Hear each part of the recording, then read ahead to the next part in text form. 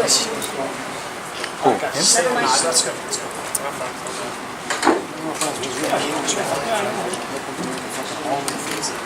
We don't pull like that in boxing. All right, guys, let's see the camera. Right this way, guys. Camera 11-6. This way, bro. All right, right here. You'll never kick anyone's ass. Whose ass did you ever kick? Whose ass did you ever kick? Nobody's. You have more losses than wins. You have more losses than wins. You have more losses than wins. No, but I have the toughest schedule of my generation. Toughest schedule of my generation. You lost all of them. Yes. All the real fights you lost. All the real fights you lost. won a belt. You're not a real fight, though. What are you, a real fight? You're a real fight. I am a real fight. Mate, I'm a real ass whooping for you. Don't call me mate. I'm not your mate, buddy. I'm not your mate. I'm not your boss. boss. Whatever the fuck I want. What are you doing? Fuck you. Shut up. If I smack you, don't make me smack you. Shut up. Don't make me smack you. 5 weeks. Don't make me smack you. Don't make me smack you. Don't point that finger. Last time you got you smacked. Last time it got you smacked. It got you smacked. Don't point that finger. Okay? Don't point that finger when you get smacked. Don't point that finger when you get smacked. Don't point that finger. I'm telling you now. This is ain't Don't point that finger when you get smacked. Okay? I will point whatever. I warned you. I warned you. Okay, get him the fuck away from me. No, I warned you. I warned you. I warned you. I warned you last month when I smacked you. Don't start. Okay? You got warned both times. Okay? I warned you both times, and you kept going both times. Okay? You heed your warnings. Next month, have your paramedic go inside. That's your next warning. I'm gonna pay for everything. I'm gonna shut you fucking up, break you up like a little bitch that you are. Press conference right now, the first time you got to see him since the slap. What are your thoughts on today's press conference? Nothing, you know, it's a typical press conference. You know, we're fighting next month. So, I didn't expect anything friendly. I didn't expect, you know, what do you expect? You know, you're promoting a fight. We don't like each other, and you know, that's what you get out of it. How do you prepare for something like this? It's your first bare knuckle fight, as far as prepare with what you have, bro. You know what I'm saying? Like it's not the end of the world. You know what I'm saying? Like I've been a very good fighter my whole career, and that's what I'm going to keep being in this too. You know, actually, this is a lot easier for me because as you get older, the rounds get going a lot of rounds. That's actually harder on your leg. This is a short burst of a fight, so even at an extended age, if you still your legs, it doesn't last long enough for your legs to kind of start feeling it. You know what I'm saying? So I'll have all the skill set and all the sharpness that I usually have, but I won't have to worry about, you know, going into the late deep rounds where you have to question your ability to have your legs still under you when you get to 10, 11, 12, you know, like you do at the end of your career, you know? Well, are we going to see, like, how do you feel going into it for a while? I feel good, you know. Once I started training and I started putting punches together and everything, I feel good. You know, it's we're working, we're getting better every day. And I actually, you know, I probably have to pull back a little bit because I feel like I'm getting very sharp, and I don't want to peak too early. But we feel good. I think we're good. I think the main thing is keeping healthy, keeping sharp, and making sure we're in the fight at 100%. Because it's not just about winning for me. You know, I think winning is a foregone conclusion. It's more about making sure I put enough damage on this guy for him to remember it. What do you expect about him? Is there anything you expect as a fighter? No, I don't respect anything about him. Is it fight intraprendere questa nuova sfida e cosa possiamo aspettarci? She asked me why I have this. I took on this challenge and what can we expect. I think I took on this challenge. I'm always looking for new challenges and I'm always looking for new opportunities. I'm always looking to expand my horizons. I didn't expect it to be fighting, but I think surprise horizons are always good. You know, I think life is full of surprises sometimes, and I think when the way they've filmed and framed it for me and the way he presented it, obviously money's part of it. It is paying very well. You know, you know, when you're making the money I'm making in this fight, you usually feel like it's going to be a tough fight, but I'm making a tough fight worth of money, but for a pretty easy fight. You know, so it was kind of easy. Is Showtime behind you for this fight? I mean, because you're my job at Showtime. You know, they're always supportive of everything I do. They've always been supportive of everything I do. You know, those guys are great. They're my Showtime family. It's not just about my Showtime colleagues and workmates. It's also my Showtime family, and so they're behind it 100%. Also, the Showtime schedule is a little slow, so it actually doesn't really interfere with my training very much, and that's been a positive for me as well. Matter of fact, the next time I work a Showtime fight is after the fight, so I have pretty much a free schedule. How many more fights are we to see with you in the bare knuckle? How many in this deal? I don't know. I saw as I entered up there. I don't know what it's going to bring. We'll do one at a time, and we'll see. Did you get into this because you were hoping this is the middle ground to get Conor to fight you? No, I got into this because when he offered me a purse that was usually reserved for a tough fight, and I said, "You're gonna offer me that to fight this guy?" I said, "All right, I have to consider it. Let me talk to my team." You know what I'm saying? Because when I first gauged my interest, I'm like, "Nah, man, I don't feel like training. I don't feel like I don't feel like fighting." And he offered me something that I'm like, they're like, "Okay, you know what? Let me talk to my team. And let me discuss it and we figure." And then we kind of, we negotiated things a little bit, and here it was. So no, I didn't think about Conor. I live comfortably, but it's nice to have more money. There's no such thing as extra money, and also it's always nice to fill up your liquid, because I'm always a guy that invests a lot. So I'm never. I try not to hold a lot of liquid because I spend. Right. So it's nice to re-up your liquid as well, and this gives me a good amount of liquid, which I probably may invest again and again and again. And that's my problem. I don't like to burn my money partying. I like to party, but I mainly invest in and do stuff. So in order to re-up that liquid, I was like, you know what? This is a good amount of money you're offering me for a fight that's not so tough, pretty short. And when I consider the possibilities compared to what I've had to do to make the possibility of this much money again, I say, let's discuss and go for it. What do you think the chances of Conor McGregor coming into this bare knuckle fighting? I don't think there's a lot of chance of it, and more so I don't care. Like I said, at the end of the day, Conor made it personal. I didn't make it personal, but at the end of the day, any kind of man that gets constantly insulted would want to do something about it. Conor couldn't kick my ass, so what he did was he changed the video around on me because he couldn't sleep at night after what I did to him in the gym. He couldn't sleep. I'm telling you. That guy's got a lot of pride, but when it comes to showing it and putting your balls on the table, all of a sudden he forgets about his pride. He actually told Khabib it's only business while he's getting his ass kicked. Like, that's cringe to me. That's cringe. I could never, as I'm getting my ass kicked, tell you anything but fuck you, even while I'm bleeding in front of you. You know what I'm saying? Like to me, that's cringe. Like, that you have no balls to the point that you could even think to do that. So at day's end, I think when the ass kicking he took in the gym was over, and he went back home and he was sleeping on his bed that one night, 2 nights, and he couldn't deal with the fact that it wasn't just what I did to him, because I could have done a lot worse. I just wasn't in shape. It was all the things I told him as I was doing it. I was very degrading to him, and I think he couldn't sleep at night, and he had to figure out a way to say, you know what, let me one up him. I have to one up him. And so he put out a picture, then he put out a copy of a video. Think about it. In 7-8 seconds that he has, you can take any Mayweather fight and make him look like he lost. Yeah. You can take 7-8 seconds of any 12-round fight. Think about any 12-round fight, even one-sided fights. If you take 7-8 seconds of any of them, even the supposed knockdown, why doesn't it pan out so you see me go off balance? Why does it zoom in at the last minute? You see from far away where he's in the way, and then the turnaround camera, you see it zoomed in very close. So you don't see the pan out where I'm going off balance. You know what I'm saying? Or how he's dragging me from behind my neck. So again, they did it very well, but the fact that he couldn't live with himself after that day, like he was for sure thinking, I got him out of shape, I'm gonna make him go 12 and I'm gonna stop him. And when he couldn't do it and it backfired on him, his pride was hurt, and I felt bad. His pride was hurt, Then on fight week I told him he has no balls right to his face, and he couldn't even get himself to do anything about it. Like, you see I smacked the shit out of his boy last month? Like, at least throw a smack.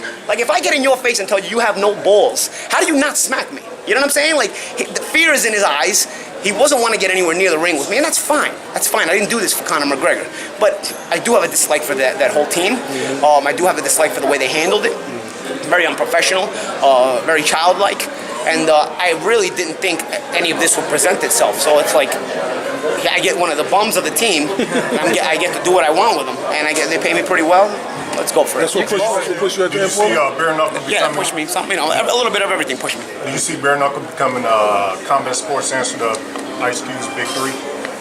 Yeah, it's possible. I think it's gotten very big in the past 12 months. Think about it when it first started in June. BKFC compared to where it is now, it's getting a lot more headlines. And I think it's being handled very well by the PR team and at BKFC and Dave Feldman and everything. it's grown. It's a growing sport. I think it's going to get more and more legalized. As a matter of fact, I think one of the reasons they signed me was to try to get it more legalized in other states, and sure enough, that worked, because Florida was not one of the states where it was legal, and now we're having the fight in Florida. So I think there was some of the thinking behind that was that trying to get this branch it out and things like that. And so I think it's a one hand washes the other kind of thing. Dave said it during the press conference. He's paying the fighters well, and he's paying me well. But I think in return, it's not just about the fight for him. I think it's also about commercializing. You just don't like him, what's it going to take to get into the bigger market? I don't like Lobov. I don't like any of that. What's it going to take to get into the bigger market? Good fights. Keep promoting. I mean, I don't think it's an overnight thing, but you can see the result from last June when they had their first show to now. So I think you just keep growing. Whatever they're doing it right. So I'd say you just keep doing that, and I think they are going to keep doing that. And I'm 38. I'm not going to fight forever. But at the same time, you have a guy like me. Lobov still has a reputation. In this day and age, you can be famous just off association. He's famous just off association. So it creates He's the Lobov association. Yeah, he's the association with McGregor and whatnot. You've got some other good fighters on the card. This is a very good card. I mean, Chris Leben's a good fighter. He's a good fighter. Randall Bailey, scary. I didn't realize he got in. I mean, bare knuckle. Listen, I don't know how much Randall has left as far as taking a shot, but man, I don't know what's going to happen when he hits somebody barehanded. Yeah. His whole hand might shatter, but like he might, your whole face might do like the cartoons, like blow up. Man, can you imagine? Can you imagine that? What if the shot that Deontay caught Brazil with, if he caught somebody like that in bare knuckle? I think your whole face shatters. I think your whole face shatters. But his hand and his arm might shatter too. There's a balance with what you play. There's a balance in the way you have to play the force of your punches to the accuracy and all that. It's a little bit different there, and I'm noticing that as I'm training. What did exactly say with that? I mean, you're a two-time world champion. I don't care. He's selling the fight. He like I said on the days, he knows he's gonna lose this fight. It's gonna be an easy fight for you. Yes, it's gonna be a very easy fight for me. But he knows he's gonna lose this fight. You can see it in his eyes when he says things. He's just trying to convince himself. You can see it in his eyes. He's also lying. Like I said, when you lie, it's because you're afraid. Okay? And I don't have to lie. I never lie. Okay? And you guys have always known me as a straight shooter. And as a guy who doesn't care who he offends, I've always said it the way it is. So there's a reason why he's lying. Okay? And so he knows deep down he's gonna lose this fight. He's just trying to sell the fight, trying to sell pay-per-views so he can make some money. Paulie, during the press conference, you mentioned that you want to put him in a coma. Did you really mean that, or was that just in the heat of the moment? You know what? I know there's been a lot of controversy over the statements with Deontay Wilder in Brazil. Here's the problem I have with, and it's a little different from the way Deontay was saying it. But in the heat of the moment, first of all, you don't know what a guy's going to say, and then fight week things, I think they have to be forgiven for being in a bad place, because your mind is in a place that it's usually not in at any other week in your life, when the place where your mind goes to for fight week. So I don't think you can blame Deontay for saying certain things, or any fighter for saying certain things on fight week. Having said that, Lobov and the mixed martial arts community have really disrespected my sport in a lot of ways. Boxing, saying that we fight with pads on, and it's not a real fighting sport and whatnot. When we have all the deaths, we have more of the deaths by a long shot. Yeah. We have more of the permanent damage by a long shot. And this is not to say that you diminish the danger of mixed martial arts or any other combat sport, but there is a reason why boxing has more deaths and more traumatic brain injuries in one night, okay? Because we are the most dangerous combat sport, okay? I don't care how many 360 roundhouse kicks you can do. At the end of the day, you just have to do this, and it's over. You know what I'm saying? You just have to do this. In boxing, if you sit on your stool, you'll never live it down the rest of your career. Amir Khan was known as having a lot of heart his whole career. You know what I mean? He fought his ass off his whole career. But he quits one time in Terence Crawford, and people forget all about that. That's how disheartening this can be. That's how frustrating this sport can be. So in MMA, Mr. Tap Machine Conor, he does it every fight. He's done it, 3 out of his last 4 fights? All you gotta do is this. He's not notorious McGregor. He's tap out McGregor. You know what I mean? But at the end of the day, he's still the biggest sport there. So it's more accepting to save your life. In boxing, if you want to save your life, I remember Gerald McClellan got criticized for staying on one knee. I remember Freddie Pacheco criticizing him when he stayed on one knee into the 10 count against Nigel Benn. Meantime, we saw the issues Gerald lives with to this day for saving his life. Because if he didn't get up and he took more punches, he probably wouldn't be alive today. Saving his life and the condition he had to remain in.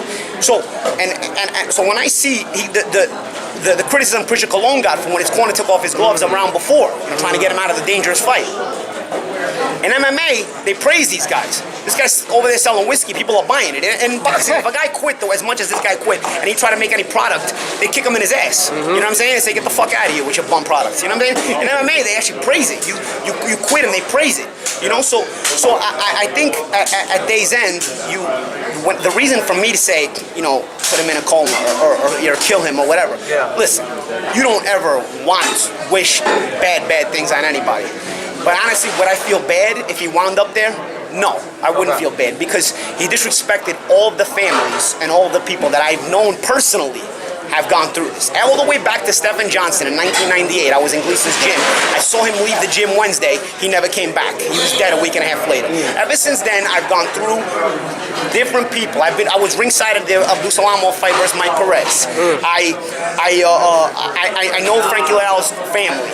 Oscar Diaz was one of my rivals as a prospect coming up the ladder, and when he wound up in a coma against Delvin Rodriguez. He's dead today. He had to live the last 10 years of his life in a nursing home. He's dead today. He died after 10 years. He died at 32 years old. Nobody ever knew him. Flew right under the radar, okay? These are people that close to me, okay? These are people that hit home because they were around me and I saw them and they had an association to me in some way, one way or another. When your piece of shit community and your piece of shit people talk about that we fight with pads on and then now you're in a dangerous sport like MMA and whatnot, when nothing of the sort happens to you, which is why you have a circus of a fan base, because it's like wrestling. At the end of the day, no matter what happens to you guys, this assures you you're going to see that guy next week. This assures you you're going to see that guy in a few months. In boxing, you don't have those assurances. So there's a respect level even to the trash talk we have, and it's being surpassed now. It's being overcome now with this garbage from this other community. And for me, I think the way you solve it, seeing one of their own in a coma, seeing one of their own in a fucking coffin, then you say, you know what? Fuck. This shit is not a joke. This shit is not to play with. This shit is for real, okay? Fighters risk their lives, no matter what combat sport you're in. You're risking your life getting in there, bro. Your life could change in one night. But no other sport does it change like boxing. Correct. Boxing does it to everyone. And boxing does it at all levels, from the lower level to the world-class level. Fighters you know very well. Adonis Stevenson last month was a world champion for how many years? Not only did he lose the title, he lost his sanity, okay? So I don't take that lightly. So there's a reason why I talk the way I talk around this piece of shit and around the piece of shit people that he has around him. Because there's a respect that needs to be earned and there's a respect that needs to be given. And maybe, since they don't understand and know how to give it, maybe him winding up in a fucking coma will make the whole community understand it. And hopefully he wakes up from that coma if I put him in it, okay? And then he'll understand what the fuck I'm talking about. Because in my sport, I've seen what happens to people in my sport, and I've seen it firsthand. And it's not pretty, and it's not funny, and it's not to be played with, and it's not to be joked around with. Last question. It's more even dangerous than boxing.